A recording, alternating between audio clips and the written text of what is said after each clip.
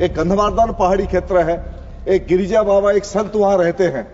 उन्होंने सही कहा, हमको एक दिन बातचीत चल रहा था, उन्होंने हमको बताया नरेंद्र मोदी जी का पूर्व जो जन्म था वो महाराज छत्रपति शिवाजी थे और उसका दूसरा जन्म ये अभी नरेंद्र मोदी है। अश्विनी वैष्णव जी खोला चैलेंज किए थे बीजू जनता दल सरकार को, बोले जिस दिन सरकार ने हमको जमीन दे देगा दूसरे दिन हम रेलवे पटरी बिछाने के काम करेंगे। तहे दिल से धन्यवाद देना चाहता हूं फिर एक बार अश्विनी वैष्णव जी को। नरेंद्र मोदी जी के नेतृत्व में विकसित भारत, देश को एक शक्तिशाली राष्ट्र निर्माण के लिए जो संकल्प उन्होंने किए हैं, सही में एक साधु हमारा जो क्षेत्र है, मैं जिस क्षेत्र से आता हूं, एक गंधमार्दन पहाड़ी क्षेत्र है, एक गिरिजा बाबा एक संत वहां रहते हैं। उन्होंने सही कहा, हमको एक दिन बातचीत चल रहा था, उन्होंने हमको बताया कि देश के आज जो प्रधानमंत्री नरेंद्र मोदी जी है, नरेंद्र मोदी जी का पूर्व जो जन्म था वो महाराज छत्रपति शिवाजी थे और उसका दूसरा जन्म ये अभी नरेंद्र मोदी है। इसलिए वही इस राष्ट्र को एक विकसित राष्ट्र, दुनिया में सबसे शक्तिशाली राष्ट्र निर्माण करने की भावना से काम कर रहे हैं। मैं धन्यवाद देना चाहता हूं मोदी जी को, जिस विजन पे काम कर रहे हैं, जिस लक्ष्य से काम कर रहे हैं देश के आगे बढ़ाने के लिए।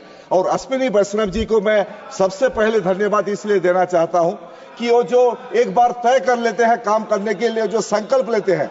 2022 में हमारा एक उपचुनाव बाई इलेक्शन हो रहा था, मैं विधायक पद पे खड़ा हुआ था और वहां बीजू जनता दल के सरकार था और बीजू जनता दल का सरकार ने चैलेंज किए थे अश्विनी वैष्णव जी को। उन्होंने बोले कि अगर बरगढ़ से नुआपाड़ा एक रेलवे लाइन जो दसंदी के साथ डिमांड कर रहे थे, वो बोले कि आप कर सकते हैं क्या।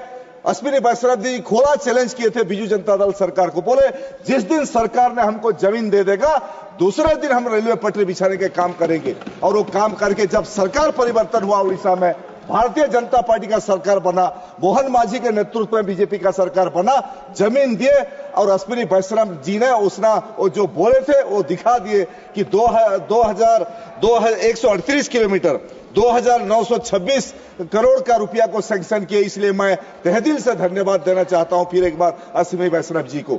और मैं ज्यादा नहीं बोलते हुए 2-3 बात मैं रखना चाहता हूं। पहला बात यह है कि हमारा जो क्षेत्र है, हम उस क्षेत्र के जो कुछ काम है जो मैं अश्विनी वैष्णव जी के साथ बातचीत भी किया हूं कि हमारा क्षेत्र, इसलिए मैं धन्यवाद फिर एक बार देना चाहता हूं। 59 रेलवे स्टेशन, अबरू स्टेशन के काम चल रहे हैं हमारा उड़ीसा क्षेत्र में और 100% इलेक्ट्रिफिकेशन कर चुके हैं। ट्रैक काफी ज्यादा डबल ट्रैक बन चुका है और 2009-14 में उड़ीसा को 838 करोड़ मिला था। 2025-26 में 10,599 करोड़ रुपया अभी सैंक्शन उड़ीसा को हुआ है। और इसके बारे में 1-2-3 बात जो मैं रेलवे मिनिस्टर जी का ध्यान आकर्षण करना चाहता हूं। आज झारसुगुड़ा में एक स्ट्राइक चल रहा है रेलवे लाइन के ऊपर। एक झारसुगुड़ा का जो एक रेलवे लाइन का ट्रैक था उसको रेलवे डिपार्टमेंट लोगों ने ब्लॉक कर दिया है, जिसमें धारणा चल रहा है। मैं उनका दृष्टि आकर्षण करना चाहता हूं कि वहां जो लोगों का डिमांड है वो रास्ता को थोड़ा खोला जाए। बरगढ़, बलांगीर और सोनपुर 3 जिला से भुवनेश्वर हमारा जो राजधानी है उड़ीसा का, एक मणिंग में एक रेलवे ट्रेन चलना चाहिए। ये भी हम लोग डिमांड कर रहे हैं। सुबह एक ट्रेन बरगढ़ से भुवनेश्वर को जाना चाहिए। दूसरा बात, कोरोना काल समय जो ब्रजराज नगर, बरगढ़, अताबीरा जिस स्टेशन में ट्रेन रुकते थे और बंद हो चुका है, थोड़ा कोशिश करेंगे वो सभी ट्रेन को फिर एक बार रुकने के लोगों का डिमांड है।